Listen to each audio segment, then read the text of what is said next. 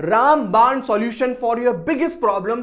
Sir समझ नहीं आ रहा है अब कि अकाउंट्स में, लॉ में, मैथ्स में, इकोनॉमिक्स में कौन से ऐसे सिलेक्टेड टॉपिक्स हैं, फेवरेट टॉपिक हैं आईसीएआई के, जो कि हमको पहली फुर्सत में फर्स्ट प्रायोरिटी में कर लेने चाहिए, जिससे हमारे chances of clearing our CA foundation exams will get increase. तो इस वीडियो में मैं केवल सीधी बात, नो बकवास पर चलने वाला हूं और आपको वो टॉपिक्स लिखवाने वाला हूं। जाओ पहले डायरी लेकर आओ और ये वाले टॉपिक्स लिख लो। इंपॉर्टेंट टॉपिक्स है, मिस मत करना।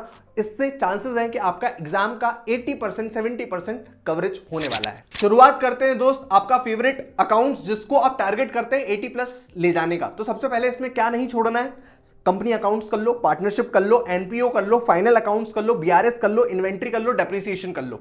ये टॉपिक्स पहली फुर्सत में कर लो। ट्रिकी एडजस्टमेंट्स इसके एक अलग से डायरी में नोट डाउन कर लो और उसको एग्जाम के पहले अपने को करके जाना है। और जो एक बड़ा क्वेश्चन होता है ना, जो कि एक इंपॉर्टेंट क्वेश्चन होता है कंपलसरी वाला, उसको तो 2-3 बार ट्राई कर लेना, बिकॉज उससे बहुत हद तक आपकी एक रिदम बनने वाली है पूरा का पूरा पेपर अटेम्प्ट करने के लिए। दूसरा, लॉ। मेरे हिसाब से लॉ लवर यहां पर कोई भी नहीं होगा, बट स्टिल आप इसको लव करो, हेट करो, पर ये आपके सिलेबस में है, आपको इसको पढ़ना पड़ेगा। और बहुत अच्छी बात यह है कि आप सीए फाउंडेशन में इसको कर लोगे ना, तो इसको ये सीए इंटर पर 70% ही आपको थ्योरी पढ़ना पड़ेगा, 30% एमसीक्यू आ जाएगा, और सीए फाइनल पर तो ये है ही नहीं। ठीक है, तो सबसे पहले आपको क्या करना है, लॉ में कॉन्ट्रैक्ट एक्ट है ना, वो एग्रीमेंट करना पड़ेगा, वो दोनों के बीच में बातचीत करके उस एग्रीमेंट को वैलिड भी करना पड़ेगा। तो कॉन्ट्रैक्ट एक्ट के जो इंपॉर्टेंट चीजें हैं स्पेसिफिकली वो करके जाना है, इसको नहीं इग्नोर करना है। उसके बाद सोगा से होगा, है ना, नहीं पता तो क्या करना है, वो देखना है। दूसरा, पार्टनरशिप एक्ट जो है उसके सारे प्रोविजंस पढ़ के जाने हैं। और चौथा, कंपनीज एक्ट, और इसकी स्पेसिफिक मैंने अलग से वीडियो भी बनाई हुई थी जिसमें मैंने इंपॉर्टेंट टॉपिक्स डिटेल में बताए हुए थे, वो भी आप इस वीडियो के बाद देख सकते हैं। तो लॉ में मिनिमम तो ये करके ही जाना है। और मैं आपको बता दूं बेटा, सबसे बड़ा जो कहते हैं ना दिक्कत, वो है लॉ। तो इसको पहली फुर्सत में अच्छे से कंप्लीट करके रख दीजिए। आ गया है तीसरा, मैथ्स। आपका पहलवान, आपका साथी, जो कि पुराने जमाने में लॉ से भी ज्यादा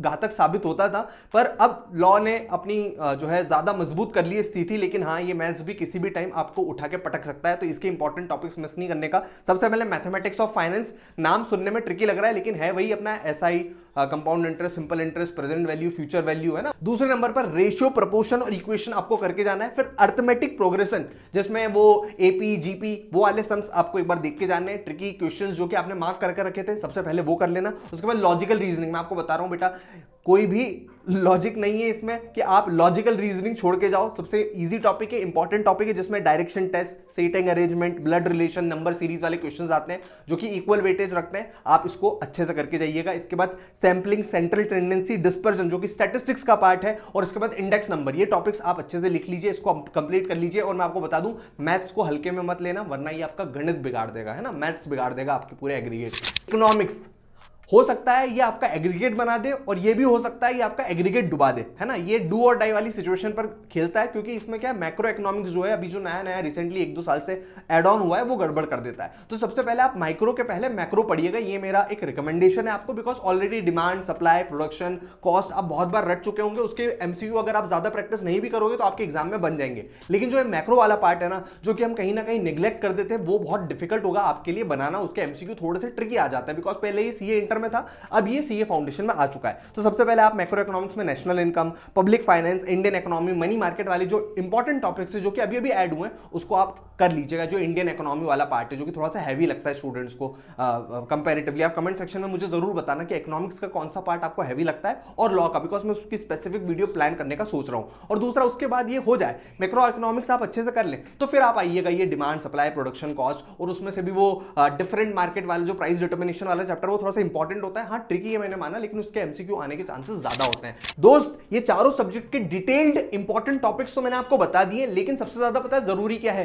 केवल हम इसके भरोसे नहीं चले जाएं। सबसे पहले इसको खत्म करना है, और जितनी स्पीड से खत्म हो सके उतनी स्पीड से हमको खत्म करना है। लेकिन इनको खत्म करने के बाद जो प्रायोरिटी सी या फिर प्रायोरिटी बी के जो नीचे वाले पार्ट के टॉपिक्स होते हैं, उसको भी अपने को करके जाना है। और अगर आपसे वो नहीं हो रहे हैं ना, तो just leave it on us, because हम आपके चैप्टर वाइज टेस्ट जो लेने वाले हैं, जो 8 फुल सिलेबस टेस्ट आपके लेने वाले हैं, उसमें हम सब कुछ कवर करवा देंगे। आईसीएआई के जो ट्रिकी क्वेश्चंस है, आपको इंपॉर्टेंट क्वेश्चंस तो हम प्रैक्टिस करवा ही देंगे। बस आपको करना क्या है, डिस्क्रिप्शन में लिंक है, उसको फटाफट जाके एनरोल कर लेना, बिकॉज लिमिटेड टाइम बचा हुआ है डिस्काउंट का। उसके पहले अगर आप आ गए तो आप वो 51 स्टूडेंट्स का पार्ट बनेंगे जिनको 100% रिफंड पॉलिसी भी ऑफर की जा रही है। बेटा 5 AM क्लब में अब डेली टारगेट्स भी हम आपको रिमाइंड करवाते जा रहे हैं, जिससे आपका डिसिप्लिन और कंसिस्टेंसी दोनों बनने वाला है। देखो यार, हर कोई फॉलो नहीं करने वाला है ये सारी चीजें, सबको शॉर्टकट चाहिए कि बस यार इंपॉर्टेंट टॉपिक्स कर लूं क्या, लेकिन यार इस इंपॉर्टेंट टॉपिक्स के बाद भी कुछ टॉपिक्स ऐसे बचते हैं जो कि शायद आप रटने में नहीं उसको कवर कर पाओ, लेकिन हाँ जब उसको रिटन प्रैक्टिस करो तो वो कवर ऑटोमेटिकली आपके हो जाए। बेटा यार अब बस ये अंतिम दिन जो बचे हुए हैं ना 20-25 दिन, इसमें अपना गेम बदलने वाला है,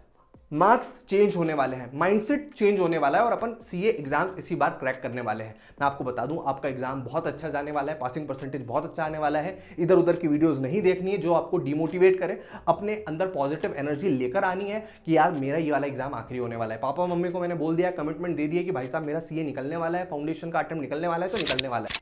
दोस्त अब मेरी बात 2 मिनट तक अच्छे से सुनना, ठीक है। ये जो लास्ट के 25 डेज है ना, इसमें बहुत सारे स्टूडेंट्स हिम्मत हारते हैं और बहुत सारे स्टूडेंट्स खुद को ये बोलते हैं कि भाई जितना हुआ जो हुआ सो हुआ, वो गया, टाइम गया, अब वो मेरे हाथ में नहीं आने वाला। मेरे हाथ में क्या है, अगले 25 दिन। और अगर इस 25 दिन में अगर मैं रोज डेडिकेटली 10 घंटा भी पढ़ा तो टोटल मेरे हाथ में 250 आवर्स आता है। और मैं आपको बता दूं, जो स्टूडेंट 200+ आवर्स 220+ आवर्स की पढ़ाई कर लेता है ना बच्चे, उसके चांसेस सीए फाउंडेशन में पास होने के बहुत बढ़ जाते हैं। आपको पता है श्री कृष्ण जी ने अर्जुन को क्या कहा था, बस एक ही बात कही थी कि अर्जुन तुम केवल और केवल कर्म पर अपना ध्यान लगाओ, तुम्हारे सामने क्या दिख रहा है उस पर फोकस करो, तुम्हारे हाथ में फल नहीं है, फल मेरे हाथ में है आपको देना। तो आप बस ये सोचो कि यार जो गॉड है, जो एनर्जी है, उस पर हम सब कुछ छोड़ देते हैं और अपना पूरा ध्यान, अपना पूरा फोकस केवल एक चीज पर लगाते हैं, वो है अपनी पढ़ाई। होप आप मेरी बात मानोगे और इसको फॉलो करोगे। All the best for your preparation, all the best for your exams. और डिस्क्रिप्शन में सारी लिंक है, उसको एक बार चेकआउट कर लेना। बाकी मैं हूं हमेशा तेरे साथ, कमेंट सेक्शन में जरूर लिख दे। जय श्री कृष्णा, राधे राधे।